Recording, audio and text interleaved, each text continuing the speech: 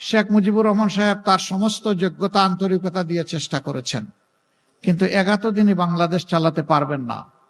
1947 সালে এই ভূখণ্ডটি প্রথম পাকিস্তানের অন্তর্ভুক্ত হয়। 23 বছর পূর্ব পাকিস্তান ছিল অখণ্ড পাকিস্তানের অংশ। সেই সময় পশ্চিম পাকিস্তান এবং পূর্ব পাকিস্তানের মধ্যে বিভিন্ন ক্ষেত্রে যে বৈষম্য এবং ব্যবধান তৈরি হয়েছিল, যে বঞ্চনা তৈরি হয়েছিল, তারই বিস্ফোরণ ঘটেছিল 70-এর নির্বাচনে। 70-এর নির্বাচন হওয়ার পরে স্বাভাবিকভাবে ক্ষমতা হস্তান্তর না হওয়ার কারণে একটা যুদ্ধ অনিবার্য হয়ে উঠে, যেটা বাংলাদেশের মুক্তিযুদ্ধ। সেই যুদ্ধের মধ্য দিয়ে একই ভূখণ্ড আবার নতুন করে স্বাধীনতা লাভ করে বাংলাদেশ। এই বাংলাদেশের জনগণকে বলা হয়েছিল, যদি আমরা নিজেদেরকে শাসন করার সুযোগ পাই, তাহলে আমরা এই দেশকে ইবনে বতুতা যে দেশ এসে দেখে গেছেন সেই দেশে পরিণত করব। অর্থাৎ দেশটি হবে সুজলা সুফলা শস্য শ্যামলা, চতুর্দিকে মানুষ শান্তিতে বসবাস করবে, নিরাপত্তা এখানে শতভাগ নিশ্চিত হবে, মানুষ কাজ পাবে, উন্নয়নের অংশীদার হবে, সমাজের সব ক্ষেত্রে ইনসাফ প্রতিষ্ঠিত হবে, আর কোনো বৈষম্য থাকবে না। কিন্তু না, বাংলাদেশ হওয়ার পর 4.25 বছরের মতো আওয়ামী লীগ সুযোগ পেয়েছিল দেশটা শাসন করার। কি করেছে কি করে নাই, তখন যারা বিবেকবান ছিলেন, যারা জীবন্ত সাক্ষী ছিলেন, এখন যারা বেঁচে আছেন, তারা এটা ভালো করেই জানেন। তারা দেশটাকে কার্যত একটি গুরুস্থানে পরিণত করেছিল। জায়গায় জায়গায় ছোপ ছোপ রক্ত আর খাড়ি খাড়ি লাশ। ব্যাংক ডাকাতি, বড় নেতার ছেলেরা পর্যন্ত ব্যাংক ডাকাতিতে লেগে গেল। মা বোনরা ইজ্জত নিয়ে ঘর থেকে বের হয়ে আবার ফিরতে পারবে, তার কোনো নিশ্চয়তা ছিল না।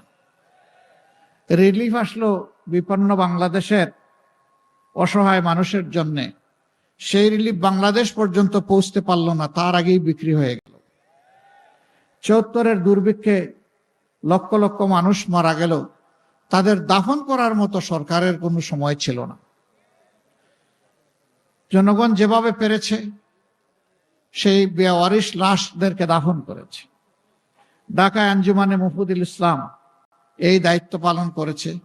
শুধু মুফিদুল ইসলামই কয়েক হাজার নয়, লক্ষ লাশ তারা দাফন করেছে। এমন একটি বাংলাদেশ তখন আমরা পেয়েছিলাম। আমরা ধারণা করি শেখ মুজিবুর রহমান সাহেব তার সমস্ত যোগ্যতা আন্তরিকতা দিয়ে চেষ্টা করেছেন, কিন্তু এতদিনই বাংলাদেশ চালাতে পারবেন না। তার প্রয়োজন হবে তার সহযোগীদের সহযোগিতা।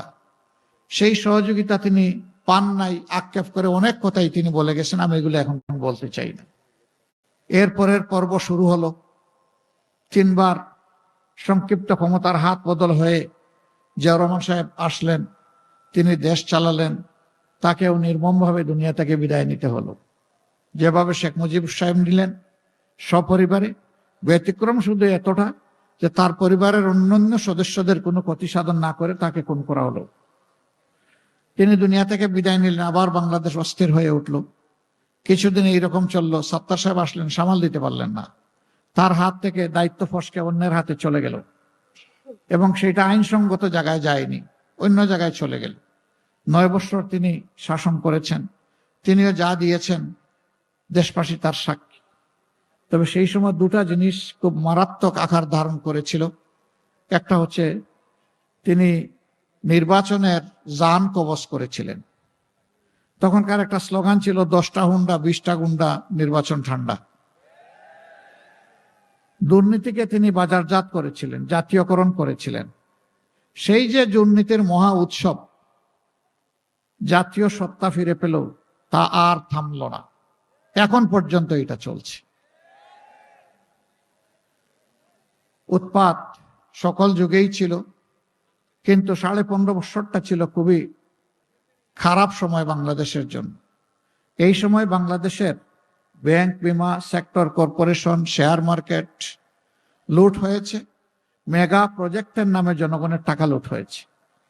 শুধু বাংলাদেশ ব্যাংকের বৈধ হিসাব মতে বিদেশে 15.5 বৎসরে তৎকালীন সরকারের লোকেরা পাচার করেছে 28 লক্ষ কোটি টাকা, যেটা বাংলাদেশের রাষ্ট্রীয় বাজেটের 4টা বাজেটের সমান। কত টাকা বিদেশে পাচার হয়েছে চিন্তা করেন। আর পাচার করতে পারে নাই সেই টাকা মাটির নিচে কলসিতে বিছানায় কত যে আছে আল্লাহই ভালো জানে।